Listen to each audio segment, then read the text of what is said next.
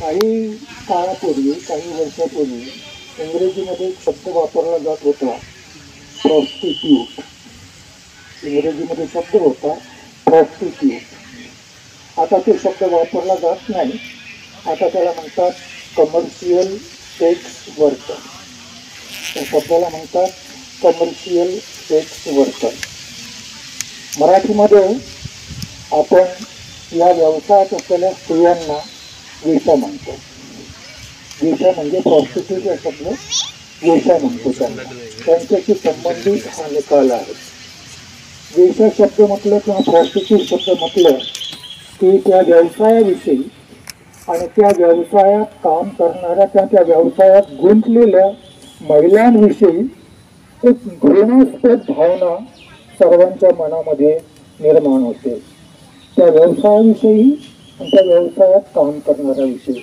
असं असतानाही या समाजामध्ये काही हजार वर्षापासून हा व्यवसाय जिवंत. हा व्यवसाय जिवंत ठेवला प्रतिष्ठित लोकांनी, जे या व्यवसायाविषयी घृणा करतात, या व्यवसायात लिप्त स्त्रियांविषयी घृणा करतात. त्याच लोकांनी हा व्यवसाय जिवंत ठेवलेला आहे हजारो वर्षापासून. कदाचित सर्वोच्च न्यायालयाला या सगळ्या परिस्थितीची कल्पना आलेली असेल. कमर्शियल सेक्स वर्करचं भाषांतर काय करावं मिश्रा? कमर्शियल सेक्स वर्करचं भाषांतर काय करावं? कठीण आहे ते.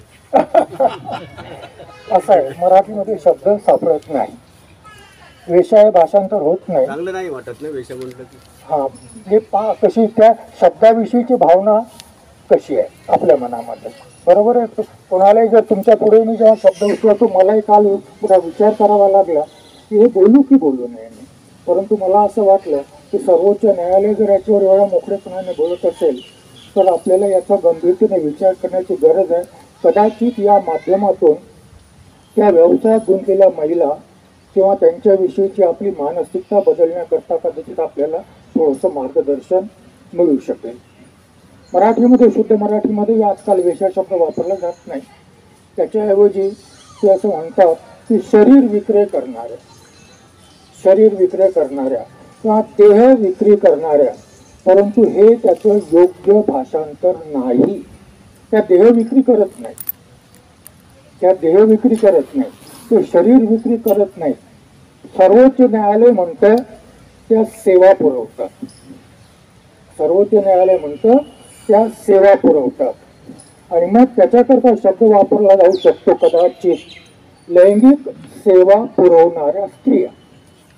साधा शब्द वापरायचा असेल तर संभोग सेवा पुरवणाऱ्या स्त्रिया, त्यांना कमर्शियल सेक्स वर्कर म्हटलं जाऊ शकतं. ज्या व्यवसायाच्या प्रती, ज्या व्यवसायात लिप्त महिलांप्रती सर्वच तथाकथित सुसंस्कृत प्रस्थापित संस्कृती रक्षक या सर्वांच्या मनामध्ये अत्यंत घृणा आहे. आणि अशा घृणित व्यवसायात लिप्त स्त्रियांच्या प्रती सर्वोच्च न्यायालय काय म्हणतं हे पहिल्यांदा मी तुम्हाला सांगू इच्छितो. त्याही आधी सहज एक प्रश्न विचारतो. मार्चमध्ये आपण आंतरराष्ट्रीय महिला दिनानिमित्त वंदना संघाच्या धम्मघोषचा विशेष अंक काढला होता, म्हणजे विशिष्ट अंक काढलेला होता. आणि त्या अंकामध्ये मी स्वतः संपादकीय लिहिलेलं होतं. मला असं वाटलं होतं संपादकीय लिहिताना की किमान वाचल्यानंतर काही लोक त्या संपादकीयावर प्रतिक्रिया व्यक्त करतील. कोणाचीही प्रतिक्रिया त्या संपादकीयावर आलेली नाही.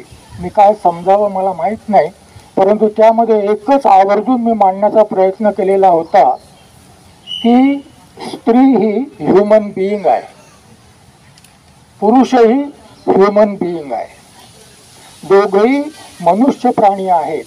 आणि जर पुरुष असा दावा करतो ह्युमन बिईंग म्हणून की माझ्या शरीरावर माझा हक्क आहे, माझं शरीरावर माझं स्वामित्व आहे, तेवढाच हक्क स्त्रीलाही आपल्या शरीरावर आहे. आणि म्हणून आज भारतामध्ये दुसरा विवाद सुरू आहे. हायकोर्ट आणि सर्वोच्च न्यायालयात वैवाहिक संबंधामध्ये पत्नीची इच्छा नसताना पुरुष जर पत्नीशी समागम करत असेल तर त्याला बलात्कार म्हणावं का? काय वाद सुरू आहे? आणि हा वाद कुठे आहे? सर्वोच्च न्यायालय आणि उच्च न्यायालयात हा वाद सुरू आहे की पत्नीची इच्छा नसताना जर पुरुष पत्नीबरोबर समागम करत असेल तर याला बलात्कार म्हणावं काय? सरकारची भूमिका आहे की याला बलात्कार म्हणू नये, कारण यामुळे कुटुंब व्यवस्था, बलात्कार म्हटलं तर कुटुंब व्यवस्था उद्ध्वस्त होईल. काही हायकोर्टांचंही म्हणणं आहे की याला बलात्कार म्हणू नये, नाहीतर कुटुंब व्यवस्था उद्ध्वस्त होईल. परंतु काही हायकोर्टांचं म्हणणं असं आहे की जर ती पत्नी जरी असली तरी ती स्वतंत्र व्यक्ती आहे असं संविधान मानते. तिच्या शरीरावर तिचं स्वामित्व आहे असं संविधान मानते. मग तिच्या इच्छेविरुद्ध जर कोणी तिच्याशी समागम करत असेल तर मग तो पती जरी असला तरी त्याला बलात्कार समजलं जाईल. आणि सर्वोच्च न्यायालय या निर्णयापर्यंत कदाचित येईलही. कारण काही हायकोर्टांनी म्हटलं की हा बलात्कार नाही, काही हायकोर्ट म्हणतात हा बलात्कार आहे. शेवटी निर्णय सर्वोच्च न्यायालयाच्या स्वाधीन आहे. स्त्रीला ती स्वतंत्र व्यक्ती आहे ही मान्यता हा समाज देणार की देणार नाही हा प्रश्न आहे. आणि त्याच्यावरच मी ते आर्टिकल लिहिलेलं होतं. परंतु कदाचित ते आर्टिकल वाचल्यानंतर काय वाह्यात आहे याविषयी बोलण्यासारखं काय आहे म्हणून कदाचित कोणीही त्याच्यावर प्रतिक्रिया दिलेली नसेल. वाचलं का तुम्ही ते आर्टिकल? किती लोकांनी वाचलं? Very good. हां, वाचलं. परंतु बहुतांश लोकांनी नाही वाचलं. हात फार मोजके आहेत. काही वाचण्यासारखा महिलांविषयी काय? बरं, जाऊ द्या. या केसमध्ये सर्वोच्च न्यायालय काय म्हणतं ते मी पहिल्यांदा तुम्हाला सांगतो. केसचं नाव आहे बुद्धदेव कर्माकर विरुद्ध पश्चिम बंगाल. ही केस आहे बुद्धदेव कर्माकर विरुद्ध पश्चिम बंगाल. खंडपीठ आहे न्यायालयाचं नागेश्वरराव, BR गवई आणि बोपन्ना या न्यायालयाचं खंडपीठ आहे. आणि मग हे न्यायालय म्हणतं स्वयंसंमतीने देहविक्री करणाऱ्या सज्ञान स्त्रीला गुन्हेगार ठरवून अटक करू नये. काय म्हणतं न्यायालय? स्वयंसंमतीने देहविक्री करणाऱ्या, आता देहविक्री शब्द मराठीमध्ये वापरलेला आहे, तिथे न्यायालयाने कदाचित कमर्शियल सेक्सवरचा शब्द वापरलेला असेल, परंतु मराठीचा अनुवाद करणाऱ्याने त्याला देहविक्री म्हटलं. स्वयंसंमतीने देहविक्री करणाऱ्या सज्ञान स्त्रीला गुन्हेगार ठरवून अटक करू नये. गंगा जमुनाचं प्रकरण 2-3 वर्षापासून सातत्याने सुरू आहे. कधी काळी ती वस्ती शहराच्या बाहेर असेल, आज शहराच्या मध्यभागी आली आणि त्यांच्या सेवा घेणाऱ्या, जसं घरी भांडे घासणारी मोलकरीण, तिच्या सेवा आपल्याला पाहिजे पण तिचं घर आपल्या घराशेजारी नको आहे. चांगल्या वस्तीत तिचं घर नको आहे, तिने राहावं कुठे? झोपडपट्टीत. सेवा पाहिजेत त्यांच्या सेवा घेणाऱ्या, परंतु तरी त्यांना असं वाटतं की ही वस्ती आपल्या घराजवळ नको, म्हणून सर्व प्रकारचे प्रयास ती वस्ती शहरातून हटवण्यासाठी केले जात आहेत. कारण आता ती शहराच्या मध्यभागी आली.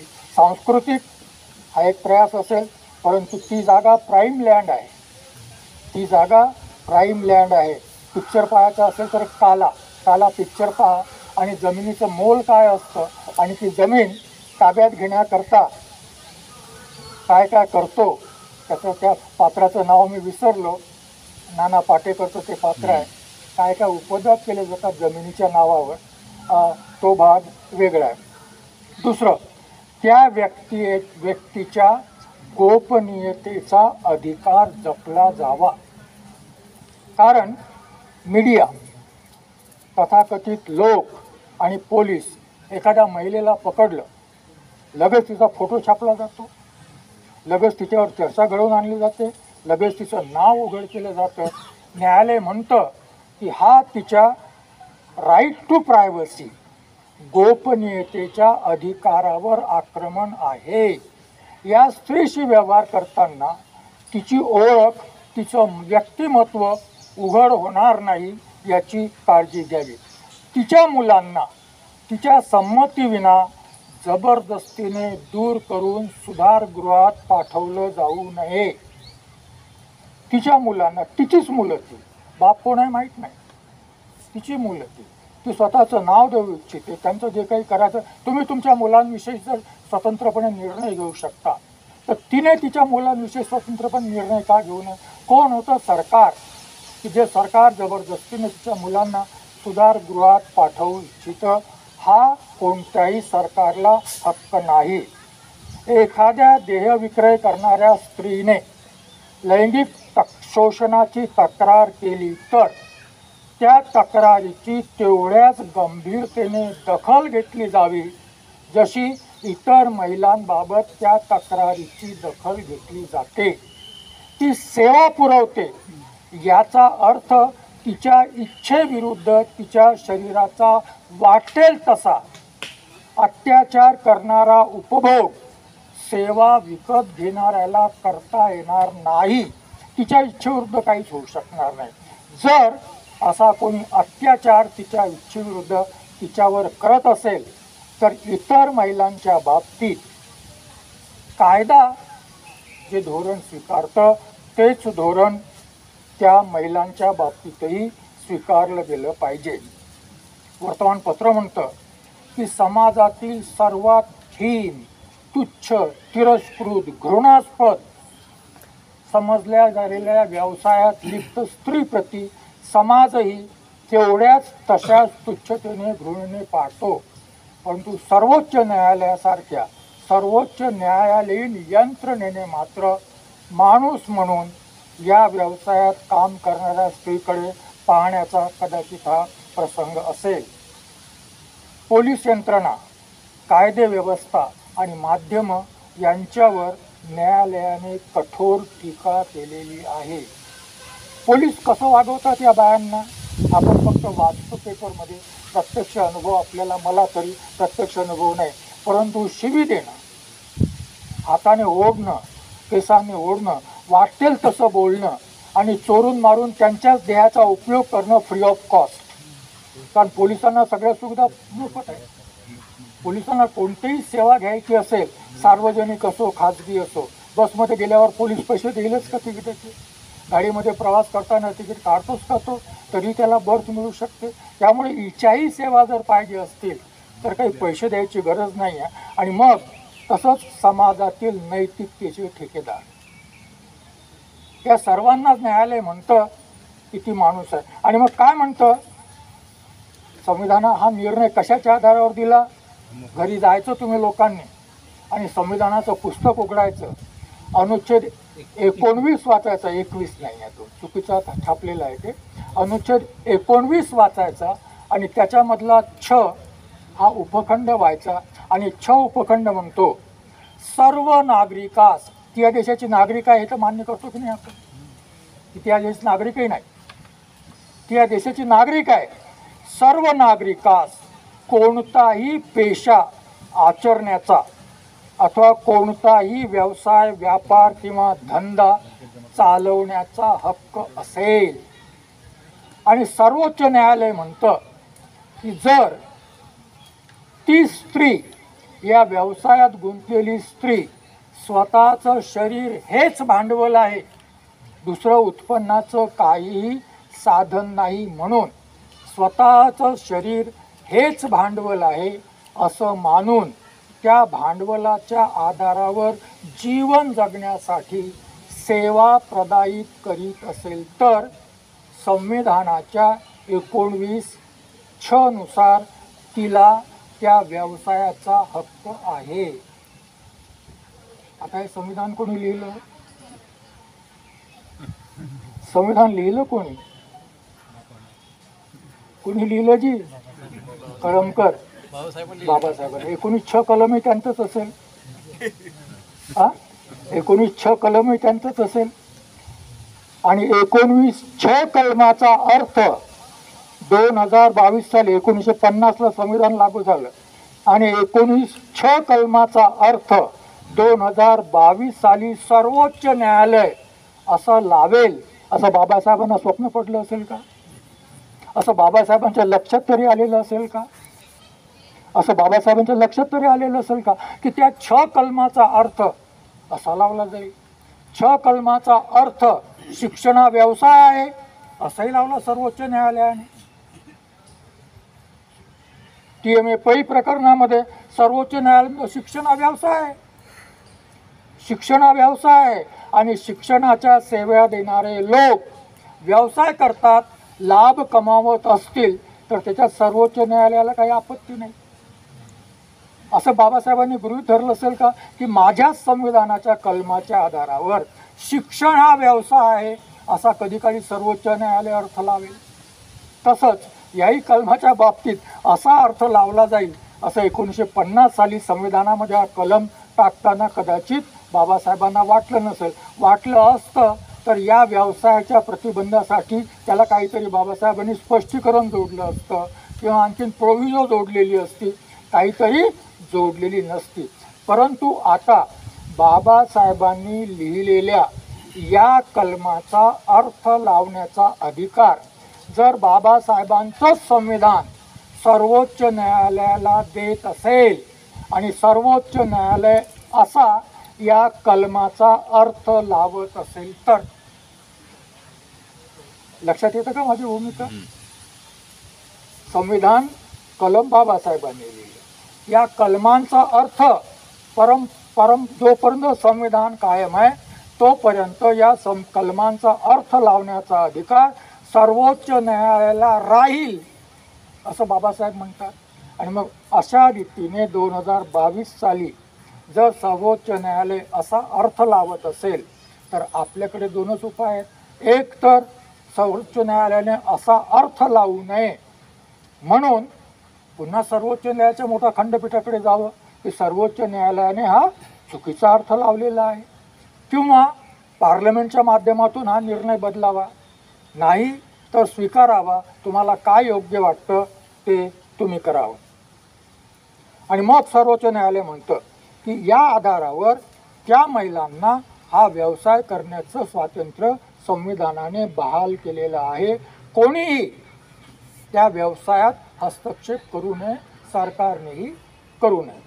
आणि मग एवढंच नाही तर या व्यवसायाला कायदेशीर दर्जा द्यावा जेणेकरून यांचं शोषण पोलीस, यांचं शोषण यंत्रणा, यांचं शोषण तथाकथित समाज, यांचं शोषण त्या व्यवसायातील अन्य कोणी गुंतलेले असतील ते करू नयेत. म्हणून या व्यवसायाला कायदेशीर दर्जा देण्यासाठी राज्य सरकार आणि केंद्र सरकारांनी जे काही करता येणं शक्य आहे ते करा. पहिला पोलिसांवर सर्वोच्च न्यायालय म्हणतं पोलीस छापेच्या वेळी आणि एरवी कायमच देह विक्रय करणाऱ्या स्त्रियांशी त्या गुन्हेगार आहेत अशा पद्धतीने वागतात. हे चूक आहे. शिवीगाळ करणे, ओढताण करणे, खेचून नेणे हे प्रकार चुकीचे आहेत, संविधान बाह्य आहेत, कायद्याने प्रतिबंधित आहेत.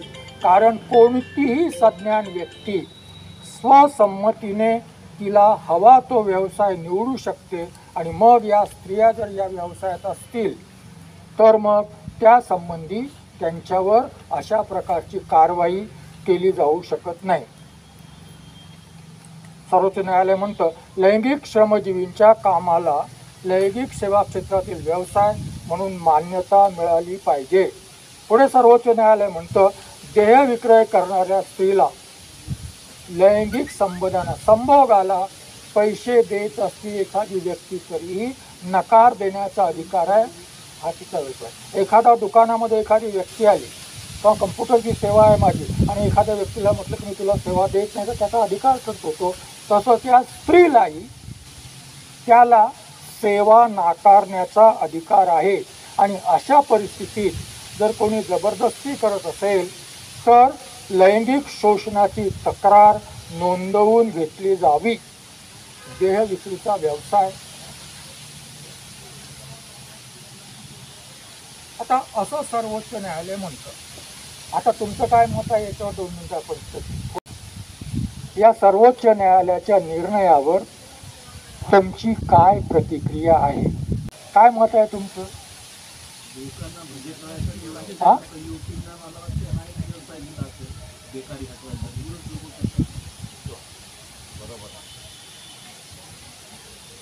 संविधानाप्रमाणे सर्वोच्च न्यायालयाने जो आता हे दिलेलं आहे आपलं वर्डिक्ट, तो आर्टिकल 19च्या याच्याप्रमाणे बरोबर आहे. आणि प्रत्येकाला व्यवसाय कसा करावा, त्याने भजे तळावं की त्याने चहा बनवावा, जर हे करता येत असेल तर हाही व्यवसाय सेवा पुरवायचा आहे तर तो बरोबर आहे. मग याला 2022 का उजाडावं लागलं? 2022 का उजाडावं लागलं? 2022 का उजाडावं लागलं?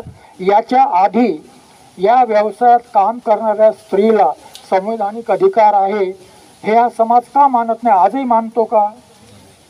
आजही मानतो का?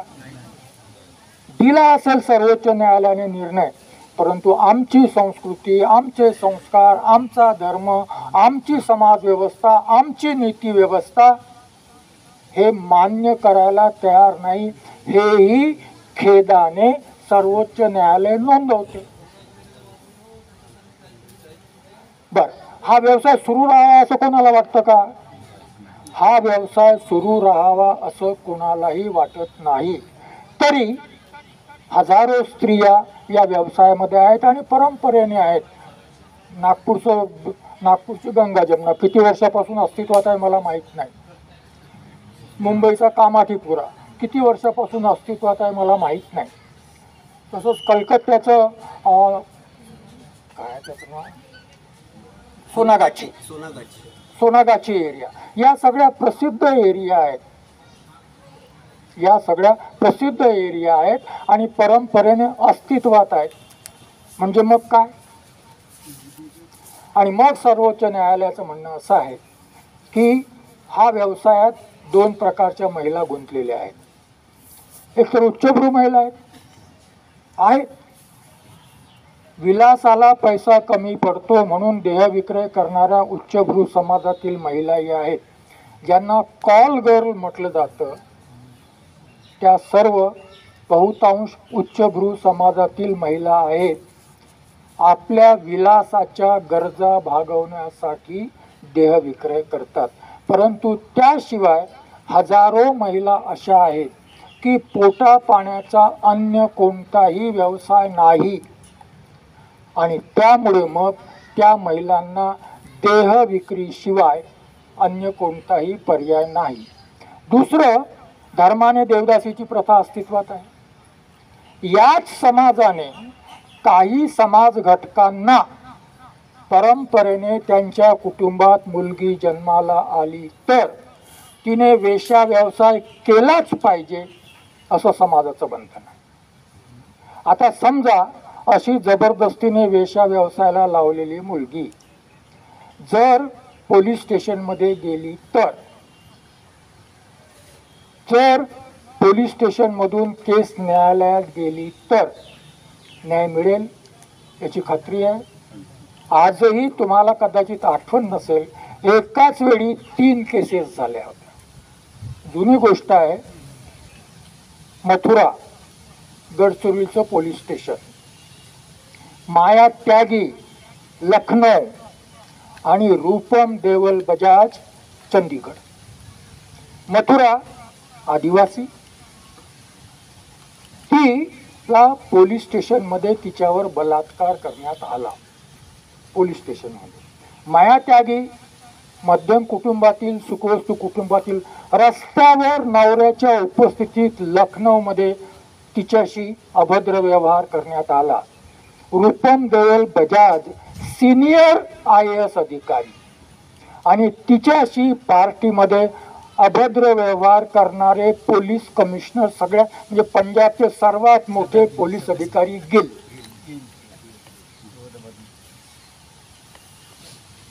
सर्वात मोठे पोलीस अधिकारी गिल. आणि म्हणून सगळ्या पुरुषांनी, मी तो सिनेमा पाहिला नाही, जरूर सिनेमा पाहावा. तो अल्लू अर्जुनचा सिनेमा आलेला आहे पुष्प. त्या पुष्प सिनेमामध्ये एक गाणं आहे. त्या गाण्यावर बहुतेक पुरुषांनी आक्षेप घेतलेला आहे. त्या गाण्यात ती बाई असं म्हणते की पुरुष आहे ना, त्याला कोणतीही स्त्री केव्हाही कशी भेटली तरी चालते, परंतु समोरून मात्र तो बुरखा पांघरून असतो. सगळेच अपवाद, सगळेच नसतील, काही अपवादही असतील, परंतु बरेचदा भ्रष्टाचाराच्या विरोधी बोलणारे लोक ते असतात की ज्यांना भ्रष्टाचाराची संधी मिळाली नाही, ते असंही म्हटलं जातं. म्हणजे अनेक प्रवाद आहेत. म्हणून मग जर त्या स्त्रीने वेश्या व्यवसाय करावा, शरीर विक्रयाचा व्यवसाय करावा, याला जर समाजाची मान्यता नसेल, तर त्याच वेळी तिला सन्मानाने जगण्याची संधी मिळावी, हे देण्याचं दायित्व कोणाचं आहे? जर लखनौमध्ये एखादी वेश्या, वेश्याच म्हणेन मी, लखनौमध्ये एखादी वेश्या जिच्याजवळ आधार कार्ड नाही, जिच्याजवळ राशन कार्ड नाही, ती जर मोफत राशन दुकानामध्ये राशन मागायला गेली, राशन दुकानदार देईल तिला? तिला आधार कार्ड का नाही मिळत? कारण ती वेश्या आहे. तिला राशन कार्ड का नाही मिळत? कारण ती वेश्या आहे. तिला सरकारच्या सवलती का नाही मिळत? कारण ती वेश्या आहे. जर अशा स्थितीमध्ये म्हणजे सरकारने समाजाने सन्मानाने जगण्याचं साधन उपलब्ध करून देऊ नये, परंतु तरीही तिने सन्मानाने जगावं अशी अपेक्षा करावी. एवढंच नाही तर उच्चभ्रू लोकांचं म्हणणं असं आहे, म्हणजे या व्यवसायाविषयी टीका टिप्पणी करताना असं म्हटलेलं आहे की भद्र समाजातील स्त्रिया सुरक्षित राखाव्यात म्हणून बलात्कारापासून वेश्या व्यवसाय या देशात अस्तित्वात आलेला आहे. जर वेश्या नसतील तर भद्र समाजातील, भद्र कुटुंबातील महिला बलात्कारापासून सुरक्षित राहणार नाही. दोषी कोण? या व्यवसाय सर्वोच्च न्यायालय प्रश्न विचारतं, हा व्यवसाय अस्तित्वात असण्याकरता दोषी कोण? जर समाज दोषी असेल तर समाजाने हा दोष दूर करावा, त्यांना सन्मानाने जगण्याची संधी द्यावी. आणि जर समाज सन्मानाने जगण्याची संधी देत नसेल तर त्यांनी सन्मानाने मरावं असं सुचवत असेल तर मग जिवंत राहण्याचा हक्क आहे अनुच्छेद 21च्या अधीन. प्रत्येकाला जिवंत राहण्याचा हक्क आहे अनुच्छेद 21च्या अधीन. तर अशा प्रकारे स्त्रीकडे आपण कसं पाहावं, समाजाने कसं पाहावं, याने समाजामध्ये खूप मोठं परिवर्तन येईल असं मानण्याची काही गरज नाही. त्या व्यवसायात गुंतलेल्या स्त्रियांकडे समाज कसं पाहिल, त्याच्यामध्ये खूप काही बदल होईल असं मानण्याची गरज नाही. कारण हा शब्दही उच्चारणं, वेश्या हा शब्द उच्चारणं, देह विक्रय हा शब्द उच्चारणं, शरीर विक्रय हा शब्द उच्चारणं, स्त्रीची समानता हा शब्द उच्चारणं, आणि मग 2 शब्दात मांडण्यात आलेला आहे की या जगात वेश्या व्यवसाय कायम आहे. याला 2च गोष्टी कारणीभूत आहेत. एक तर भांडवलवादी बाजारपेठेची व्यवस्था, भांडवलवादी बाजारपेठेची व्यवस्था, जी व्यवस्था म्हणते की ज्याच्याजवळ पैसा आहे त्याला पैशाने सर्व काही विकत घेता येते, भांडवलवादी व्यवस्था. आणि दुसरं पितृसत्ताक व्यवस्था, दुसरं पितृसत्ताक व्यवस्था. ज्या ठिकाणी या दोन्ही व्यवस्था अस्तित्वात आहेत त्या ठिकाणी वेश्या व्यवसाय जिवंतच राहणार नाही, तर तो अधिकाधिक प्रगत होत जाईल.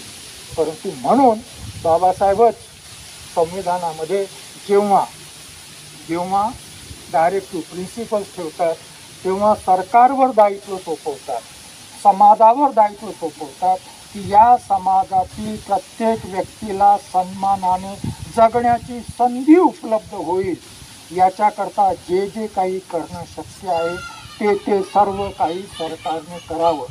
ज्यांना ज्यांना सन्मानाने जगण्याच्या संधी उपलब्ध झाल्यात त्यांनी, ज्यांना अशा संधी उपलब्ध झाल्या नाही त्यांना या संधी उपलब्ध व्हाव्यात, त्याही समाजासाठी आपण काही करावं यासाठी आपण काहीही केलं नाही, सरकारनेही काहीही केलं नाही. तर अशा प्रकारचे या प्रश्नाकडे सर्वोच्च न्यायालयाने आपल्या सर्वांचं लक्ष वेधलेलं आहे. तुम्ही या प्रश्नाकडे कसं पाहता हा भाग वेगळा, संविधान या प्रश्नाकडे कसं पाहतं हा भाग वेगळा. संविधान या प्रश्नाकडे हा नैतिकतेचा प्रश्न बनवला गेलेला आहे. हा प्रश्न नैतिकतेचा प्रश्न आहे, हा प्रश्न समाजाचा प्रश्न आहे, हा प्रश्न संस्कृतीचा प्रश्न आहे. या दृष्टिकोनातून या प्रश्नाकडे पाहिलं जातं आणि मग आपण या प्रश्नाकडे कसं पाहावं हा ज्याचा त्याचा प्रश्न आहे. परंतु सर्वोच्च न्यायालयाने हा निर्णय देऊन समाजातील सर्वात तळागाळातील उपेक्षित, अपमानित, घृणित मानल्या जाणाऱ्या महिलेलाही या समाजामध्ये भारताची नागरिक म्हणून सन्मानाने जीवन जगण्याचा आणि तिच्याजवळ जे भांडवल उपलब्ध आहे त्या आधारावर व्यवसाय करून स्वतःचा चरितार्थ चालवण्याचा हक्क, अधिकार आहे. समाजाने जो समाज तिला सन्मानाने जगण्याची संधी उपलब्ध करून देत नसेल त्या समाजाने, पोलिसांनी, न्यायव्यवस्थेने, शासनाने तिच्या जीवन जगण्याच्या या अधिकाराचा अपहार करू नये असं सर्वोच्च न्यायालय सुचवतं.